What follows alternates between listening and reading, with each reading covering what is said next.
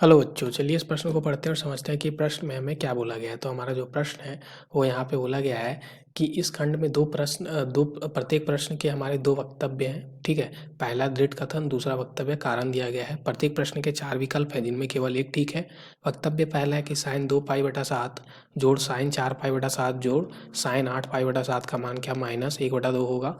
वक्तव्य दूसरा है कि कॉस 2π/7 जोड़ आयोटा साइन 2π/7 का इकाई का सातवां मूल है। ठीक है, अब इस प्रश्न को हल करने से पहले हम मुख्य अवधारणा को देख लेते हैं। तो यहाँ पे अगर हम बात करें तो मुख्य अवधारणा, ठीक है, तो हमें पता होना चाहिए सबसे पहले किसकी। तो हम बात करते हैं डी मूवियर्स सिद्धांत की। ठीक है, तो ये सिद्धांत क्या बोलता है हमारा कि मान लो अगर हमारा कॉस थीटा जोड़ आयोटा साइन थीटा के घात n लिखा है तो इसको हम कैसे लिख सकते हैं। तो इसको हम लिख सकते हैं कॉस एन थीटा जोड़ आयोटा साइन एन थीटा के। अब इसी अवधारणा पे का प्रयोग करके हम इस प्रश्न को हल करने वाले हैं। तो सबसे पहले अगर हम देखें तो देखो यहाँ पे हमें क्या लिखा हुआ था। तो यहाँ पे हम मान लेते हैं कि माना जो हमारा ओमेगा है, ठीक है, वो हमारा मूल है। ओमेगा मूल है किसका, तो x के घात 7 -1 बराबर 0 का। ठीक है, यानी कि x के घात 7 -1 बराबर 0 का एक ओमेगा हमारा मूल होगा, ये मान लेते हैं। तो इसको हम ऐसे भी तो लिख सकते हैं x - 1 गुणा x के घात 6 x के घात 5 से लेके x जोड़ 1 बराबर 0 तक, ऐसा भी लिखा जा सकता है। इसको हमने ठीक है ऐसे तोड़ के लिख दिया। अब देखो यहाँ पे ओमेगा एक मूल है और ओमेगा जो है वो हम मान लेते हैं कि ओमेगा, यहाँ पे हम मानते हैं ओमेगा e के घात 2π/7 आयोटा है। ठीक है, ये मान लेते हैं। तो इसको हम कैसे लिख सकते हैं, इसको हम e के घात 2π/7 गुणा आयोटा को हम लिख सकते हैं कॉस 2π/7 जोड़ आयोटा साइन 2π/7, ऐसा भी लिखा जा सकता है। ठीक है, अब देखो यहाँ से अगर हम देखें, चूंकि हम बात करें कि ओमेगा जो है वो हमारा एक नहीं होगा अगर, तो उस समय ओमेगा जो होगा वो हमारा इसको सत्यापित कर रहा होगा। तो ये हमारा क्या है, तो इसके जगह पे ओमेगा रख देंगे तो ये हो जाएगा ओमेगा के घात 6 जोड़ ओमेगा के घात 5 जोड़ ऐसे ही चलेगा और ये ओमेगा जोड़ 1 बराबर 0 हो जाएगा। ठीक है, ऐसा हो जाएगा। लेकिन अब देखो यहाँ पे अगर ये 0 है तो इसका जो हमारा यहाँ पे जो हमारा ये जो वास्तविक नंबर है, ठीक है, वास्तविक जो हमारा यहाँ पे पार्ट है, ठीक है, ये जो वास्तविक पार्ट है और ये जो हमारा यहाँ पे काल्पनिक पार्ट है, दोनों 0 होंगे। ठीक है, तो हम सबसे पहले क्या करते हैं, चूंकि हमें वक्तव्य पहला में काल्पनिक पार्ट के बारे में बोला गया है तो काल्पनिक वाला हम लेते हैं। तो काल्पनिक वाला भी 0 होगा। अगर इनका जो योग है वो 0 है तो कहीं ना कहीं हमारा ये वास्तविक और काल्पनिक दोनों भाग हमारे 0 होंगे। तो काल्पनिक भाग को हम 0 लेते हैं। तो यहाँ पे हम सबसे पहले क्या करेंगे, काल्पनिक, ठीक है, काल्पनिक भाग को 0 रखने पर और हम क्या यहाँ पे अप्लाई करेंगे, तो यहाँ पे हम डी मूवियर्स भी लगा देते हैं। तो डी मूवियर्स लगाने पर, ठीक है, तो डी मूवियर्स भी हम लगा रहे हैं यहाँ पे। तो यहाँ पे हम लगाते हैं डी मूवियर्स लगाने पर।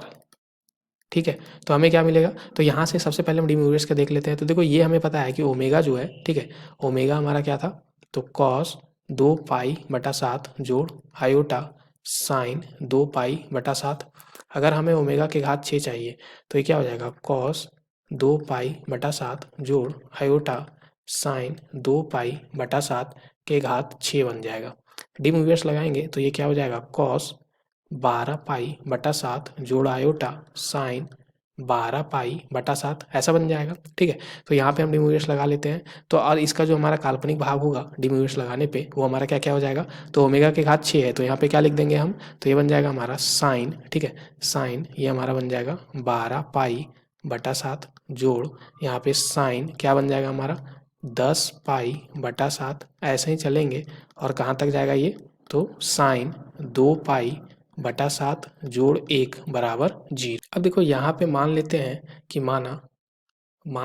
कि s जो है वो हमारा क्या है, साइन, यहाँ पे मानते हैं क्योंकि हमें वक्तव्य पहला में क्या दिया गया था, साइन 2π 4π और 8π। ठीक है, तो यहाँ पे हम मान लेते हैं कि साइन हमारा जो 12π/7 जोड़ साइन यहाँ पे क्या था 10π/7 जोड़ यहाँ पे साइन, फिर हमारा यहाँ पे मान लो 6π/7, ठीक है।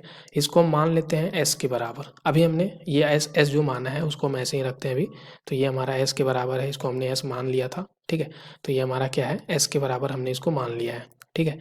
अब यहाँ से अगर हम देखें तो ये अगर s है, ठीक है, तो हमें पता है कि साइन, अगर हम बात करें, ठीक है, साइन 2π-θ जो होता है वो हमारा माइनस साइन थीटा के बराबर होता है। ये हमें पता होना चाहिए, ठीक है। तो ये हमें पता है। अब देखो यहाँ पे हम देखें तो हम लिख सकते हैं साइन, यहाँ पे हमारा जो, यहाँ पे क्या हो जाएगा हमारा, अच्छा एस इसको ना मान के जो हमें लाना है उसको हम एस मान लेते हैं अभी, ठीक है।